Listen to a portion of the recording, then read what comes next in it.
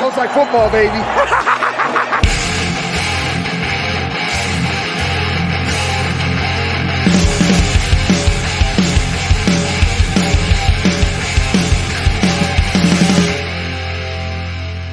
What's up, guys? Welcome into the Fantasy Football Smackdown. It is Tuesday, September 27th. Getting you set for the waiver wire ahead of Week 4. I'm your host, Kyle August. Appreciate you checking out the show. Hopefully, you guys had a successful Week 3. Well, maybe you're sitting there 3-0 already. 2-1, still in really good shape. Even if you're 1-2, 0-3, a lot of work to do, but long season still ahead of us. Appreciate you checking out this show. Of course, you should be subscribed wherever you're listening to this, especially on YouTube as well. If you checked out waiver wire sniping this last weekend, some of these players I'm going to talk about today might already be on your roster. Of course, waiver wire sniping, that whole strategy, it's just throwing darts, and that's really what you got to do sometimes just to see if you luck out and you hit on something special. Khalil Herbert led the pod over the weekend as a guy that was way under owned. He should not be under 50%, and he's going to be far and away the top waiver wire ad this week. He'd already be on your roster. If you were listening to waiver wire snipe, if you had that extra room, if you're able to stash him. Obviously, no one probably played Herbert last week, coming off a dud week 2, but monster ad, probably the top ad of the season right now as we look ahead to the Week 4 waiver wire. But just another reminder, make sure you're subscribed over on YouTube. That way you get that waiver wire sniping show a day earlier than everybody else. It does drop in the podcast on Sunday. The reason you want it earlier, though, too, is also because this upcoming week, not only do we have Thursday Night Football per usual, but we also have what I used to dub the Tea and Crumpets edition of the NFL, the early London games, I believe the next 2 weeks. So you're going to want to be paying attention to that. Also, bye weeks will be coming up shortly as well. And waiver wire sniping will give you that little extra edge to check ahead of kickoff each week just to see what you might be staring down next week. So you can fill those holes ahead of the rest of your league mates who will be trying to do the same thing as you. So without any further ado, let's just dive into the waiver wire heading into Week 4. Again, if you're checking us out on YouTube, you're going to see these list of players with the ownership percentages up on the screen. Top 3 ads, regardless of position. Quick reminder, I do use Yahoo ownership for this, and I use 50% as the threshold for players on these lists. Khalil Herbert is 49% owned currently over on Yahoo, and I am doing this show before the Monday night game. My Cowboys are playing. You guys know how that turned out. As of recording this, though, I do not. So if there's any Monday night mayhem, adjust accordingly. But Khalil Herbert at 49% owned is far and away not only the best ad of this week, but he's the best ad on the season. You should be spending your fab, spending your waiver priority on Herbert. I think even if Montgomery isn't missing a ton of time, Herbert is a guy that's proven himself. He has touchdowns in 2 of 3 weeks. And even Montgomery, while he looked good in week 2, Herbert has looked good when he's been given the chances in Chicago and might be a better fit in this offense, to be honest. So Herbert at 49% owned. I believe I saw on ESPN he might even be only owned in like 30, 35% of leagues. So comb that wire just to see. I'll do a little side note here. Alexander Madison is a guy who in Yahoo leagues is over the 50% threshold by just a skosh, but double check your leagues for him as well. These are guys that are priority handcuffs that should have already been on rosters more than likely, but just make sure in your shallower leagues that they're not sitting there available.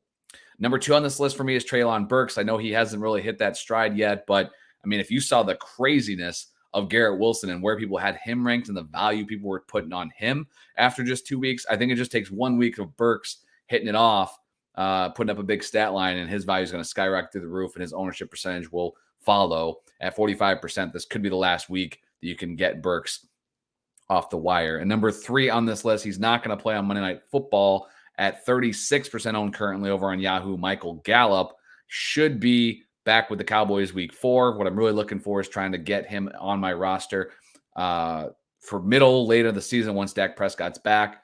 With Dalton Schultz dealing with an injury, Gallup could be the number 2 option, but even be the number 3 option when Dak Prescott is a great player to have stashed on your team. So at 36% owned, Michael Gallup, top 3 guards of position, Herbert, Burks, Gallup. Diving into the quarterback position here. Pay attention to your team if you're in those super flex leagues. Injuries piling up. Mac Jones sounds like he's going to miss some significant time there. Maybe you're not happy with your streaming quarterback in a 1 QB league, but take a look right now in super flex leagues, maybe even a little bit deeper than this list, but I did go 5 deep for you guys here. I got Jared Goff leading this off. He's going up against Seattle at home. He's 45% owned. Only the 1 touchdown this last week. but he's been really solid on the season so far, and I still like where that offense is heading, and the game script should be positive for him week after week, putting up a lot of attempts. Number 2 on this list, I'm going to go with Jameis Winston. He's got that London game going up against Minnesota, 42% owned.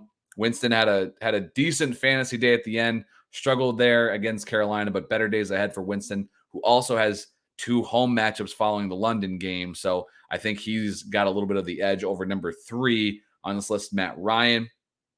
Tennessee Titans this week for Matty Ice, 33% owned. I think he's startable, but he's got some tough matchups following that. So if you're a streamer, you're trying to usually, I always encourage people to look a week or 2 ahead if they're close.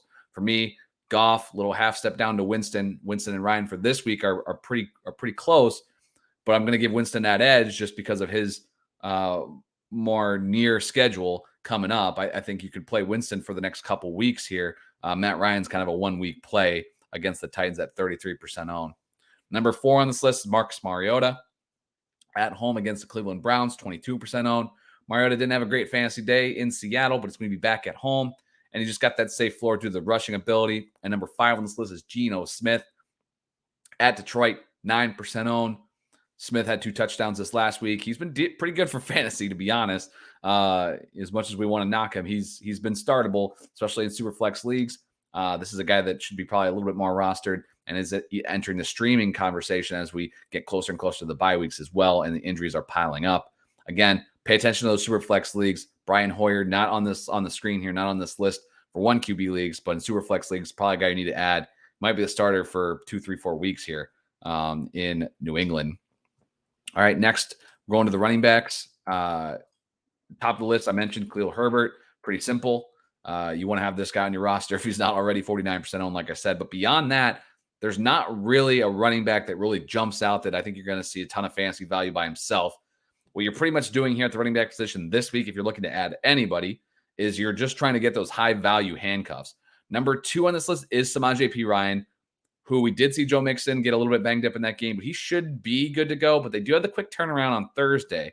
So I'm going to roster Perine regardless if I need him, if I'm the Mixon owner, what have you. If I have an empty roster spot and Herbert's not out there or Burks, I'm going to roster Perine just to see how he goes. You're going to see the Cincinnati injury report early in the week with them playing Thursday. If Mixon's out, Perine's gold. He's an auto play. If Mixon's in and he practices in full, we're good to go. You can just drop Perine, pick up another guy for the weekend stash. But Perine on this list is a clear far and away the number 2. The next 3 guys on this list are purely just handcuff guys looking to kind of strike gold. Rachaad White, 29% owned. No value on his own right now, but it's literally been Fournette and White. That's it. No other running backs getting any run in this offense. So I'm going to stash Rachaad White where I can. Look for that Herbert hype.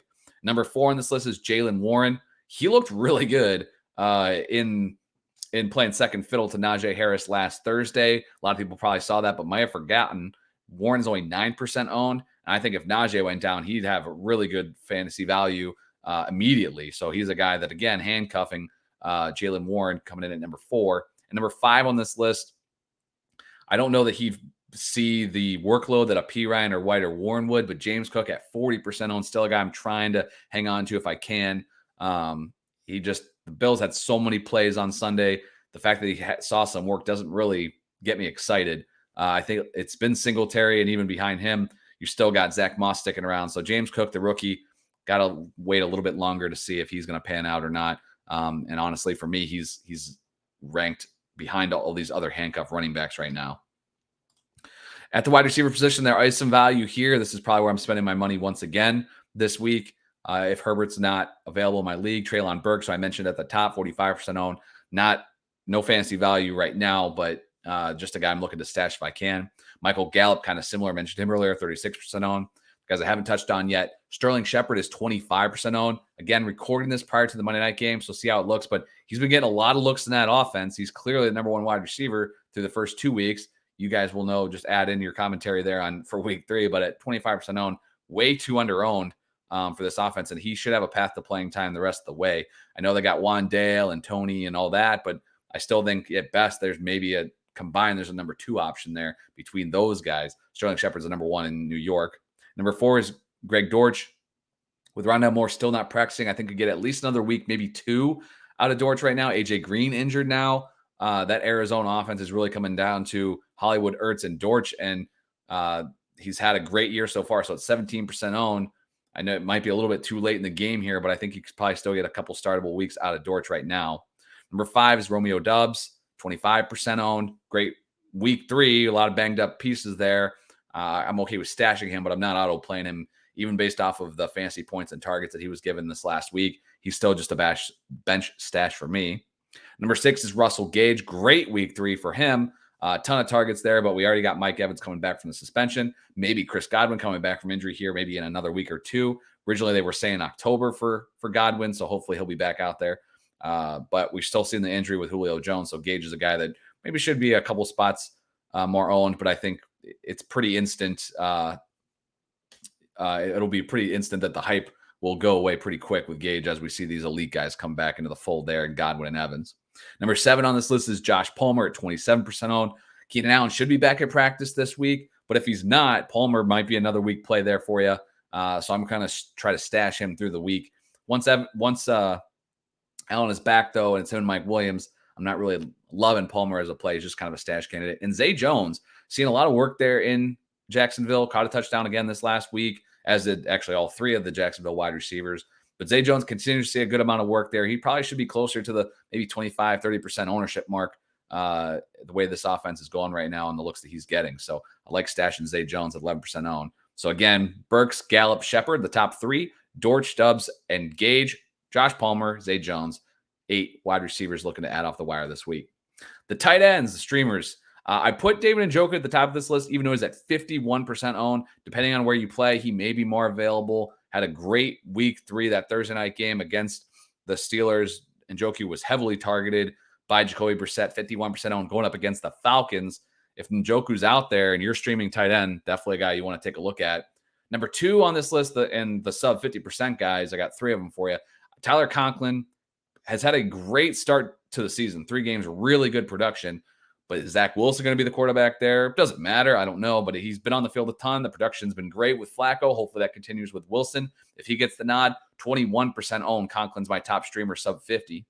Logan Thomas, disappointing week 3. Tough matchup against the Cowboys in week 4, but 36% owned. I still have faith in Thomas to be, that tight end 10 to 12 the rest of the way. But it was a tough week for the tight end position if you didn't hit pay dirt. And Evan Ingram comes in at number 4 at Philadelphia. Just missed the touchdown. Was overturned there in Jacksonville at 26% owned, though. Still getting good looks week 1 and 2. I'll bank on that being more of the norm for him in that Jacksonville offense. And then the DST streamers. The New York Giants going to be at home in week 4 against the inept Chicago Bears offense. So at 11% owned, I'm good grabbing the Giants off the wire and plugging them in if I need to stream. Number 2 in that same matchup, I'll take the Bears going on the road against the Giants and the turnover machine that is Daniel Jones. And number 3 on this list, Washington is on the road at Dallas, 4% owned. If you're really, really stuck, I'll take a shot on that DST going up against the Cowboys offense, which, again, pending Monday night, has really struggled putting up points so far this season. So there you have it. Waiver wire heading into week 4. Appreciate you guys checking out this show. Stay subscribed through all of the Warzone content through the rest of the week. I'll be back at it Saturday on YouTube with waiver wire sniping, and then that will drop as a podcast on Sunday. But again, make sure you're paying attention with all those lineups with the different games, of including that London game this upcoming week. But I'll be back at it with waiver wire sniping on Saturday. Catch you boys later.